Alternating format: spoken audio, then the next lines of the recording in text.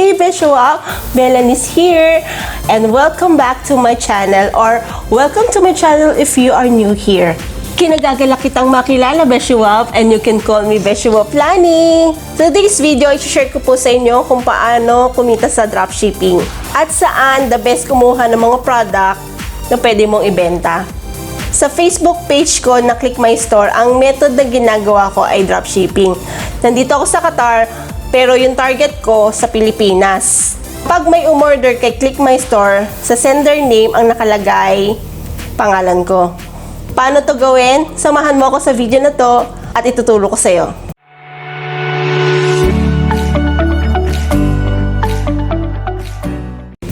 Dropshipping is a form of retail selling where the seller does not store or keeps the product in his premises or custody. It is an e-commerce business model or online selling. Ibig sabihin, ang seller, walang physical product, walang store, walang inventory. Kapag nag-place ng order ang customer mo para sa produktong binibenta, ikaw na seller, ang produktong in-order ng customer mo ay direkta mong ibibigay o ipapasa sa supplier. At yung supplier mo mismo ang mag-a-arrange ng delivery, magpapadala sa customer mo direkta under your name.